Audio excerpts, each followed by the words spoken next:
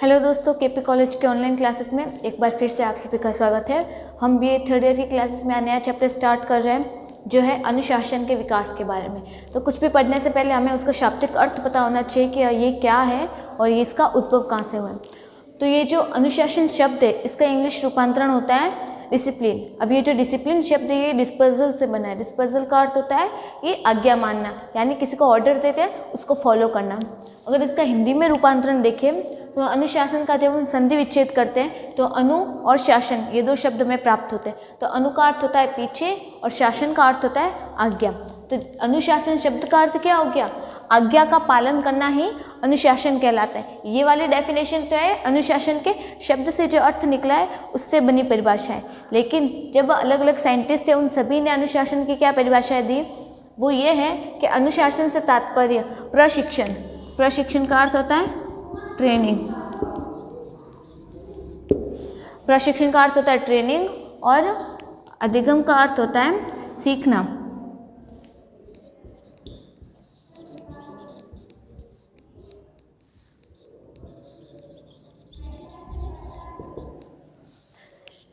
तो अनुशासन का अर्थ क्या हुआ? सिखाना और सीखना। प्रशिक्षण का मतलब प्रशिक्षण देना, ट्रेनिंग देना, यानी सिखाना और सीखना कि उस प्रक्रिया से है जो बालक की वृद्धि और विकास यानी उसके ग्रोथ और उसके डेवलपमेंट में मदद करती है। तो अनुशासन वह प्रोसेस है जिसके द्वारा सिखाना या सीखना, सिखाना मतलब जो टीचर सिखाते हैं और सीखना मतलब सीखने वाला स्वयं बालक। तो अनुशासन वह प्रोसेस है जिसके द्वारा सीखना और सिखाना ये दोनों क्रिया होती है जिससे बालक का क्या होता है, इसका वृद्धि और विकास होता है। तो ये है अनुशासन की डेफिनेशन। फिर इसके बाद आगे हम लोग देखते हैं कि इस अनुशासन की विशेषताएं क्या क्या होती है। ये अनुशासन किस लिए पढ़ा जाता है, इस अनुशासन में विशेषताएं किस तरीके की होती है।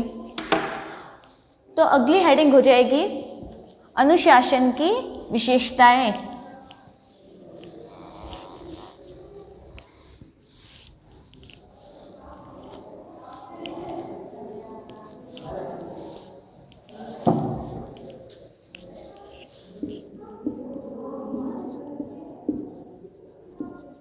अनुशासन की विशेषताएं।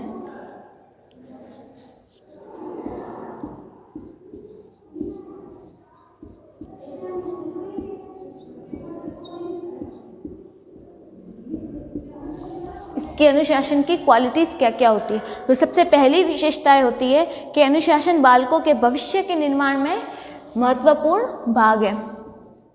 तो सबसे पहला हो जाएगा अनुशासन किस में मदद करेगा? भविष्य के निर्माण में मदद करता है। भविष्य के निर्माण में प्रभावशाली, ये भी लिख सकते हैं। यानी जब बालक को अनुशासन सिखाया जाता है तो ये इसके किस में हेल्प करेगा? उसका जो फ्यूचर बनाना है, उसका जो गोल है, उस गोल ओरिएंटेड होता है, उसको सिक्योर करने में अनुशासन हेल्प करता है। फिर उसके बाद बालक अनुशासन किससे सीखता है? परिवार से और टीचर से। परिवार एवं शिक्षकों के द्वारा सीखना।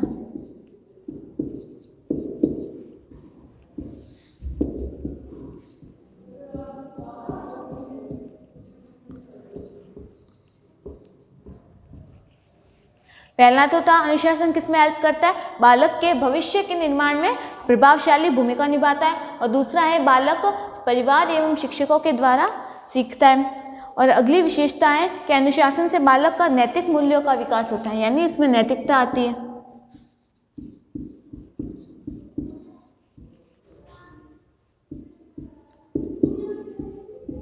नैतिक मूल्यों का विकास।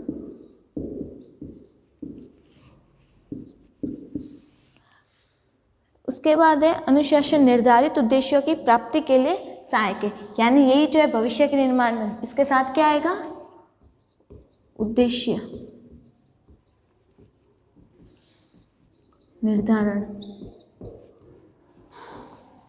सेम ही है दोनों बातें। फिर उसके बाद आएगा अनुशासन के लिए नैतिक शिक्षा आवश्यक है।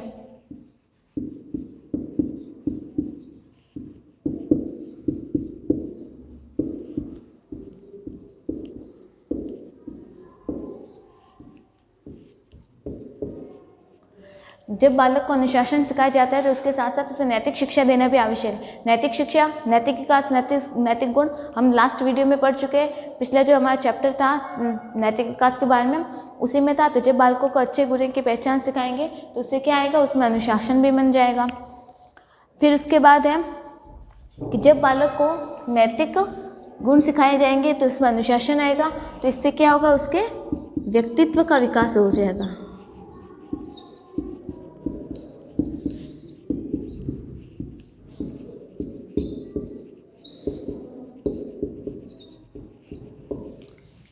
यानी जब बालक में अनुशासन का विकास होता है तो उसके भविष्य का निर्माण होता है, उसका उद्देश्य का निर्धारण होता है, परिवार और शिक्षकों के द्वारा वह अनुशासन सीखता है, उसके नैतिक मूल्य का विकास हो जाता है, उसे नैतिक शिक्षा देना भी आवश्यक होता है।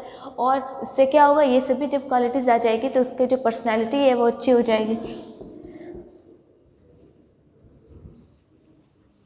Personality development.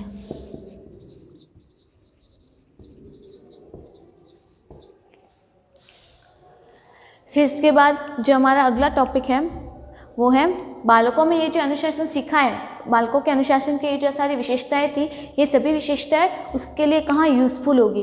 तो इसका अगला टॉपिक हो जाएगा कि नैतिक यानी अनुशासन विकास का महत्व क्या है, यानी इसकी आवश्यकता क्या होती है।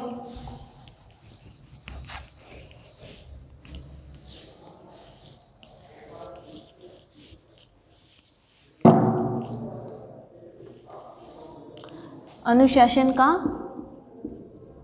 महत्व या फिर आवश्यकता भी कह सकते हैं।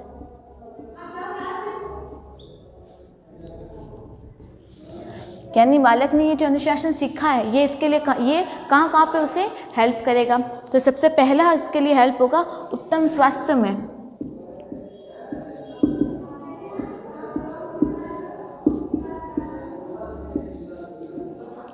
उत्तम स्वास्थ्य की प्राप्ति में यूज़फुल होगा। तो बालक में जो अनुशासन का विकास होता है ये उसके उत्तम स्वास्थ्य यानी उसकी जो हेल्थ होती है उसके लिए फ़ायदा करता है। और ये उसकी हेल्प करेगा सामाजिक सुरक्षा में। सामाजिक सुरक्षा में, सोशली डिफेंस में। फिर नेक्स्ट में हेल्प करेगा उसकी जो सफलता प्राप्ति में।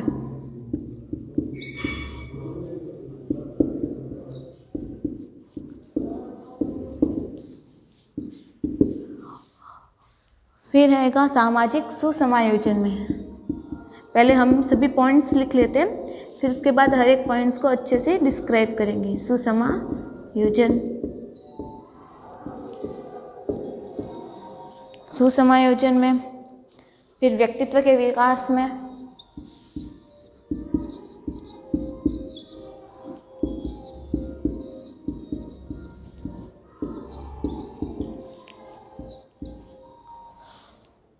फिर आएगा सामाजिक मूल्यों की पहचान में,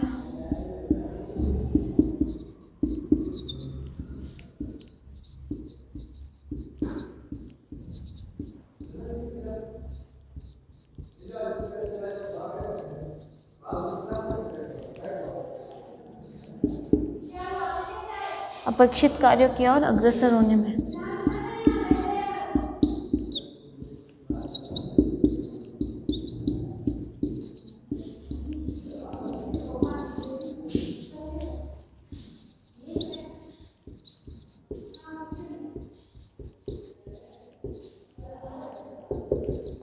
तो ये सभी वो है जहाँ पे बालक का जो अनुशासन होता है ये उसके हेल्प करता है। तो सबसे पहला होता है उत्तम स्वास्थ्य की प्राप्ति में। तो जब बालक में अनुशासन हो जाएगा तो इससे कौन इफेक्ट होगा, उसकी हेल्थ अच्छी हो जाएगी, है ना। उसका जब डिसिप्लिन अच्छी तरीके से होगा, वह लोगों की बातें मानना सीखेगा, कौन सा अच्छा है कौन सा बुरा है, उसमें नैतिक मूल्यों का विकास हो जाएगा। तो उससे क्या होगा, ऑटोमेटिक उसका जो बॉडी है वो इफेक्ट हो जाएगी, उसका माइंड मतलब फास्ट चलने लगेगा, उसकी जो हेल्थ है उसको भी डिफेंड करेगा। फिर उसके बाद सामाजिक सुरक्षा में यानी सोशली डिफेंस हो जाएगा। सोशली डिफेंस अब इसके अंतर्गत देखते हैं सामाजिक सुरक्षा कैसे होगी।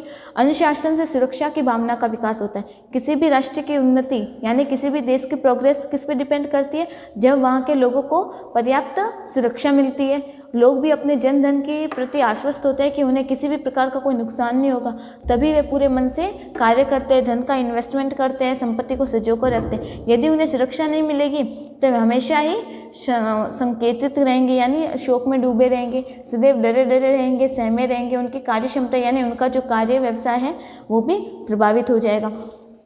यानी जब तक सामाजिक सुरक्षा नहीं होगी, मतलब लोगों को सुरक्षा नहीं मिलेगी, तब तक क्या नहीं होगा, उनका जो समायोजन नहीं हो पाएगा, यानी वो अच्छी तरीके से एडजस्टमेंट नहीं कर पाएंगे। जब अनुशासन होगा तो लोगों को सुरक्षा मिलेगी।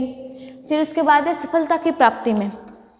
जीवन में सफलता प्राप्त करने के लिए अनुशासन का प्रमुख योगदान होता है, क्योंकि अनुशासित जो व्यक्ति होते हैं, जिस व्यक्ति में डिसिप्लिन होता है, वो अपने कार्य के प्रति डिसिप्लिन रहते हैं, यानी अपना जो लक्ष्य है, अपने लक्ष्य के प्रति निर्धारित रहता है, वही व्यक्ति सफलता प्राप्त कर सकता है। मतलब कि उसका पूरा जो कॉन्सेंट्रेशन होता है वो किस पे होगा, अपना उसका जो पूरा फोकस है वो सिर्फ अपनी पढ़ाई पे करता है, अपने लक्ष्य पे ध्यान केंद्रित हुए रखता है। जब तक वो अपने पढ़ाई के प्रति अनुशासित नहीं होगा, उसका कॉन्सेंट्रेशन नहीं होगा, अपना उसका लक्ष्य निर्धारित नहीं होगा, तब तक बालक में अनुशासन का विकास नहीं हो पाएगा और उसे सफलता नहीं मिलेगी। फिर अगला यूज हो जाएगा सामाजिक सुसमायोजन में। सुसमायोजन, समायोजन का अर्थ होता है एडजस्टमेंट और सु का मतलब होता है अच्छा, तो मतलब अनुशासन के द्वारा वह समाज में अच्छा एडजस्टमेंट प्राप्त करता है। इसके अंतर्गत देते हैं कि बाल्यावस्था एवं किशोरावस्था और वृद्धावस्था में समायोजन और भी अधिक हो जाता है, और वृद्धावस्था में तो नई पीढ़ी, बहुओं, बेटों, पोते पोतियों से समायोजन स्थापित करना पड़ता है। इसी तरह किशोरावस्था और बाल्यावस्था में वह विद्यालय के दोस्तों, अपने माता पिता एवं पड़ोसियों के साथ समायोजन स्थापित करता है। और ऐसे में यदि व्यक्ति में अनुशासन नहीं होगा तो वह उनके साथ एडजस्टमेंट नहीं कर पाएगा। अगर वह उद्यमी होगा, शरारती होगा, मारपीट करेगा, मतलब उसमें गलत आदतें होगी, तो वह समाज के साथ समायोजन नहीं कर पाएगा, वह लोगों के साथ एडजस्ट नहीं हो पाएगा। तो इसके लिए क्या आवश्यक है, अनुशासन में होना अति आवश्यक होता है। फिर उसके बाद जब बालक में अनुशासन होगा तो उसकी पर्सनैलिटी का विकास ऑटोमेटिक हो जाएगा। सामाजिक मूल्यों की पहचान में, मतलब जब वह अनुशासित रहेगा तो समाज के जो वैल्यूज़ होती है, जो परंपराएं होती है, जो रिचुअल्स होते हैं, उनको समझ सकेगा, वो उनका आइडेंटिफिकेशन कर सकेगा। फिर अपेक्षित कार्यों की ओर अग्रसर होना, मतलब जब बालक में अनुशासन आ जाएगा तो क्या होगा, वह सफलता प्राप्त करेगा। सफलता कब मिलेगी, जब उसका लक्ष्य निर्धारित होगा। जब लक्ष्य निर्धारित हो जाएगा यानी उसका जो अपेक्षित कार्य, मतलब वह जो अपेक्षा कर रहा है, उसकी अपेक्षा क्या है, लक्ष्य है।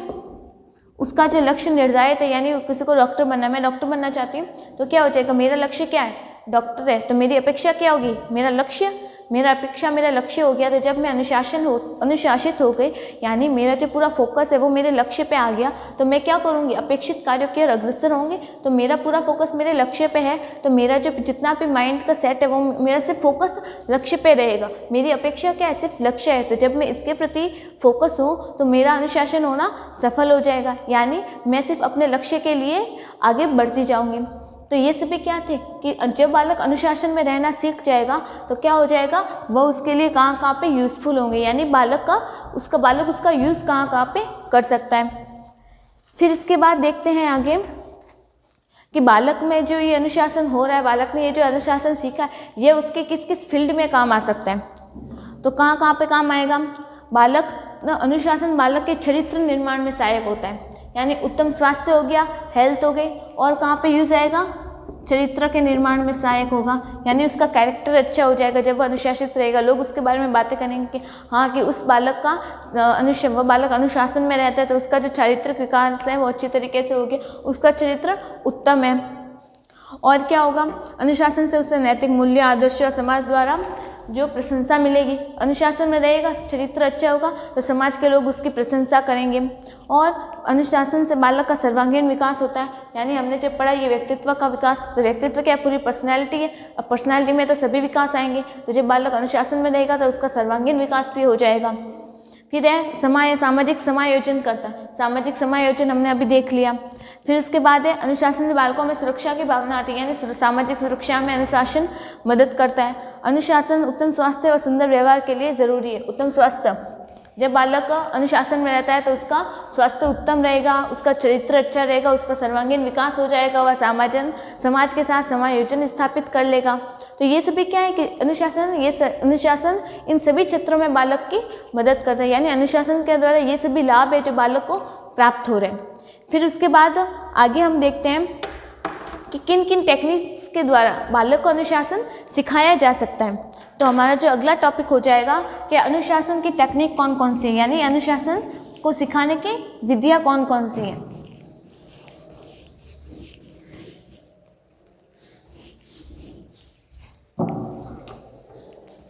अनुशासन की प्रविधियाँ यानी टेक्निक्स ऑफ डिसिप्लिन।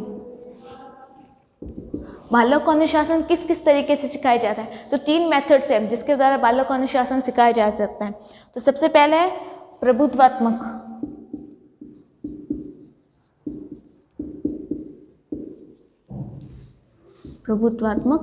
विधि। अब इसके अंतर्गत इसमें देखते हैं कि अनुशासन की इस विधि में बालकों को अनुशासन करने के लिए कठोर नियम सिखाए जाते हैं। यदि बालक समाज द्वारा मान्य नियमों और नैतिक मूल्यों को नहीं सीखता है या उसका उल्लंघन करता है तो उसे कठोर शारीरिक दंड दिया जाता है। यदि बालक नैतिक मूल्य व आदर्शों को सीख लेता है तो उसकी प्रशंसा मिलती है। ठीक है, तो प्रभुत्वात्मक में क्या होता है, इसमें 2 मेथड होगी। ये किसका यूज़ करते हैं, पुरस्कार और दंड।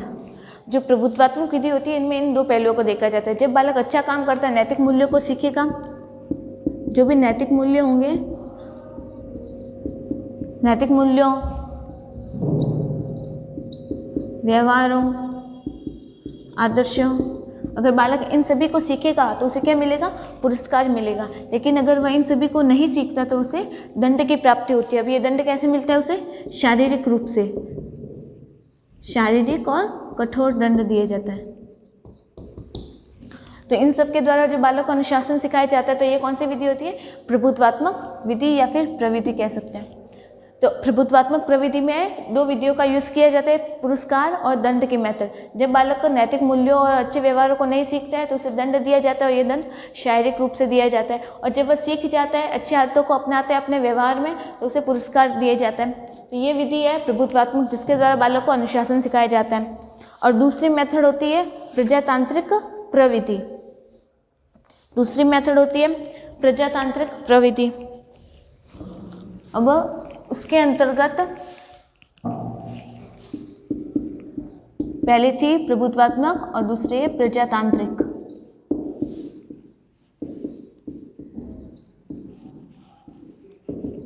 अब इसके अंतर्गत देखते हैं, अनुशासन की यह विधि सबसे अधिक उपयुक्त और महत्वपूर्ण होती है और इस विधि में माता पिता बालकों के जिन मूल्यों एवं समाज द्वारा मान्य व्यवहारों को सिखाते हैं उसके बारे में उन्हें बताते भी, अच्छे और बुरे, अच्छाई और बुराइयों के बारे में बताते हैं, उनसे संबंधित उन्हें तर्क भी देते हैं। यानी इस विधि में क्या होता है, प्रजातांत्रिक विधि क्या है, सबसे महत्वपूर्ण होती है, सबसे महत्वपूर्ण और मान्य है। यानी आजकल जो सबसे ज़्यादा कौन सी टेक्निक चलती है अनुशासन सिखाने की, प्रजातांत्रिक प्रविधि। और यह कौन सिखाता है, माता पिता। यानी माता पिता क्या करते हैं, बालकों को सही और गलत के बारे में सिखाते हैं। उन्हें बताया जाता है कि कौन सा सही है, कौन सा गलत है, और ये गलत है तो ये क्यों है, ये सही है तो क्यों है। यानी उनके पीछे का उन्हें तर्क दिया जाता है, उन्हें कारण के साथ विस्तार से बताया जाता है। यानी जब माता पिता के द्वारा उन्हें अच्छी तरीके से समझाया जाता है, तर्क के साथ समझाया जाता है, तो वो कौन सी विधि होती है, प्रजातांत्रिक प्रविधि। और फिर तीसरी मेथड है अनुमतिपूर्ण प्रविधि।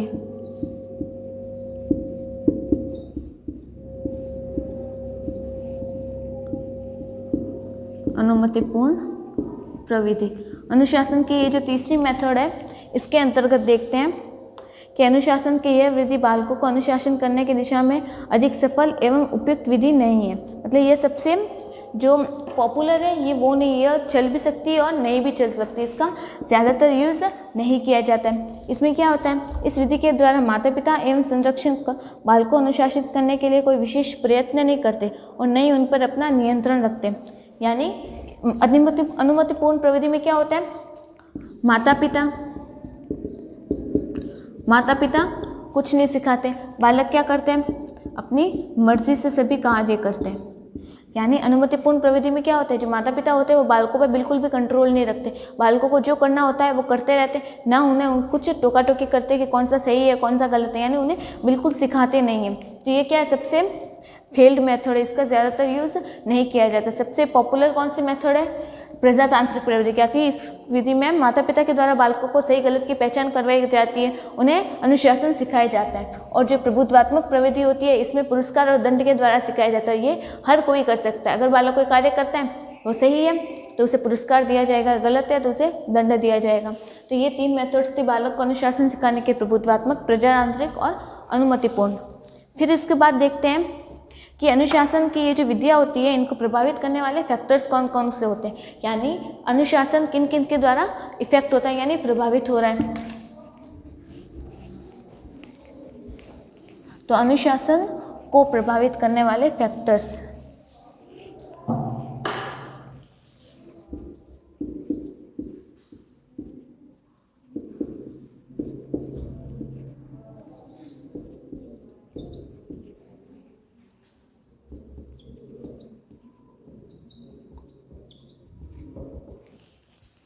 तो सबसे पहला फैक्टर हो जाएगा अभिभावकों के लिए अपनाई गई प्रविधि की समानता। सबसे पहला है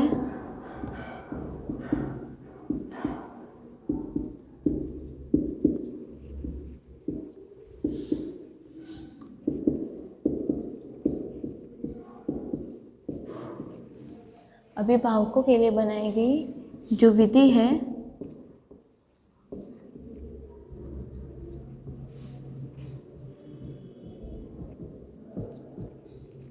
समानता।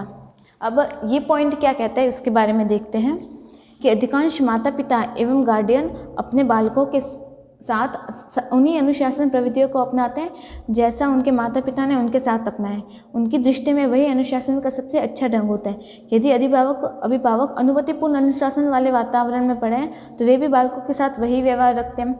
इसके विपरीत यदि वे सोचते हैं कि उनके माता पिता ने उन्हें अनुशासित रखने के लिए जो विधियाँ प्रयोग की थी वे सही नहीं हैं तो वे उनके ठीक विपरीत प्रविधियों का प्रयोग करते हैं। यानी प्रभुत्वशाली वातावरण में पड़े हुए माता पिता अनुमतिपूर्ण अनुशासन को महत्व देते हैं, फलतः उनके द्वारा अधिक छूट दिए जाने के कारण बालक बिगड़ जाते हैं। यानी इस विधि में क्या होता है कि मतलब जो पेरेंट्स होते हैं बालकों के, अगर उनके पेरेंट्स ने उनके साथ जैसा व्यवहार किया होता है, जो अनुशासन की विधि अपनाई है, हमने 3 विधियाँ पढ़ी है, प्रभुत्वात्मक, प्रजातांत्रिक और अनुमतिपूर्ण, इन तीनों में से उनके पेरेंट्स ने उनके साथ जो विधि अपनाई है वो पेरेंट्स भी अपने बच्चों के साथ वही विधि अपनाते हैं। एक तो ये कारण हो गया या एक स्टेप ये हो गया। लेकिन इसके अपोजिट दूसरा क्या होगा, उन बालकों के जो पेरेंट्स हैं उनके साथ उनके पेरेंट्स ने जो विधि अपनाई है उन्हें लगता है कि उनके साथ उनके पेरेंट्स ने सही नहीं किया, उनके साथ जो उन्होंने मेथड अपनाई थी वो सही नहीं थी, तो वो उनके बिल्कुल अपोजिट मेथड अपने बच्चों के लिए यूज़ करते हैं। यानी किसी के पेरेंट्स मान लो उनके पेरेंट्स ने उनके साथ कौन सी विधि अपनाई थी, प्रभुत्वशाली यानी प्रभुत्वात्मक प्रवृत्ति अपनाई थी, यानी माता पिता द्वारा सिखाया गया था पुरस्कार और दंड के द्वारा, तो उन्हें लगा था वो सही नहीं है, तो वो अपने बच्चों के साथ कैसा व्यवहार करेंगे, अनुमतिपूर्ण वातावरण देंगे, यानी उनके ऊपर बिल्कुल ध्यान नहीं देंगे, उन्हें वो बताएंगे नहीं, कुछ भी करने से रोकेंगे नहीं। तो ऐसा करने से क्या होगा, बालक बिगड़ जाएगा। तो यानी अभिभावक कौन सी विधि अपनाते हैं वो भी डिपेंड करता है अनुशासन पर। फिर उसके बाद और डिपेंड करेगा अभिभावकों एवं शिक्षकों की आयु पर।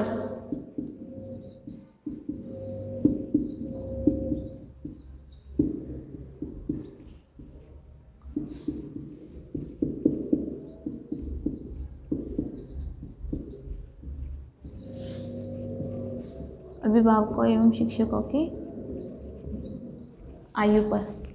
इसके अंतर्गत देखेंगे कि युवा माता पिता एवं शिक्षक प्रजातांत्रिक अनुशासन पर अधिक जोर देते हैं तथा अपने बालकों को अनुशासित करने के लिए यही विधि अपनाते हुए बालकों को समझा बुझाकर उचित अनुचित में भेद बताकर सही दिशा निर्देशन देकर बालकों को अनुशासन में रखते हैं।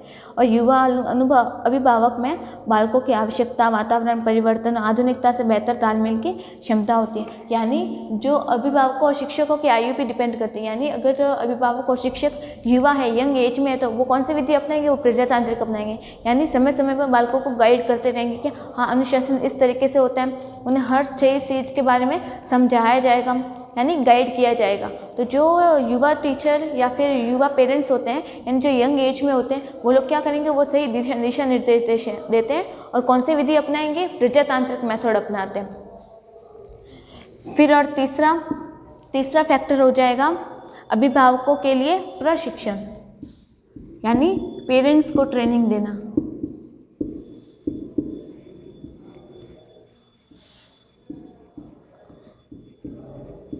अभिभावकों के लिए प्रशिक्षण, ट्रेनिंग फॉर पेरेंट्स। इसके अंतर्गत देखेंगे कि वे माता पिता जिन्हें बालकों की देखभाल एवं सुरक्षा से संबंधित प्रशिक्षण प्राप्त किया गया है, वे बालकों की इच्छा और आवश्यकताओं को समझते हैं, उन्हें महत्व देते हैं। यानी जो पेरेंट्स होते हैं उन्होंने बच्चों को समझाने के लिए, उन्हें अनुशासन सिखाने के लिए ट्रेनिंग ली हुई होती है। उनका इफेक्ट बच्चों पे अधिक ज़्यादा पड़ेगा क्योंकि उन्हें पता होता है कि बच्चों को किस तरह से ट्रेन करना चाहिए, किस तरीके से अनुशासन सिखाया जाना चाहिए। तो उनकी ये ट्रेनिंग उनको सिखाने में हेल्प आ जाती है। फिर और होता है बालक की आयु।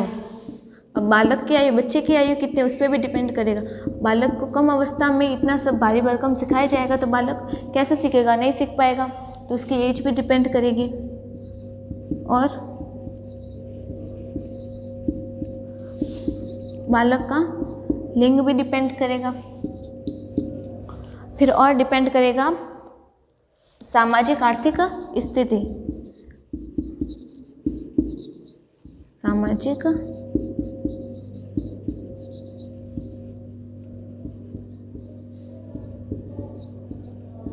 सामाजिक आर्थिक स्थिति किस तरीके से बालक की।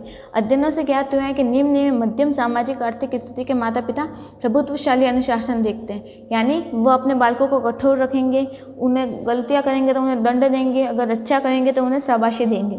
वहीं जो उच्च सामाजिकता के लोग होते हैं वो बालकों के प्रति संवेदनशील होते हैं, यानी उन्हें प्रजातांत्रिक विधि से सिखाएंगे। यानी अगर सामाजिक आर्थिक स्थिति अच्छी है, मतलब वो हाई क्लास लोग हैं, तो वो क्या करेंगे, अपने बालकों को प्रजातांत्रिक देंगे, यानी जब टाइम आएगा तो उसे समझा देंगे बस। लेकिन जिनकी सामाजिक आर्थिक स्थिति निम्न होती है वो पेरेंट्स क्या करते हैं, वो प्रभुत्वशाली वातावरण देते हैं, यानी उन्हें कठोर तरीके से सिखाते हैं, गलतियां करने पर उन्हें दंड भी देते हैं। तो ये सभी फैक्टर होते हैं जो बालक के जो अनुशासन होता है उसको प्रभावित करते हैं। इसी के साथ हमारा ये जो चैप्टर नंबर 17 है अनुशासन का विकास, ये कंप्लीट हो गया। अब नए वीडियो में मिलेंगे नए चैप्टर के साथ, तब तक के लिए धन्यवाद।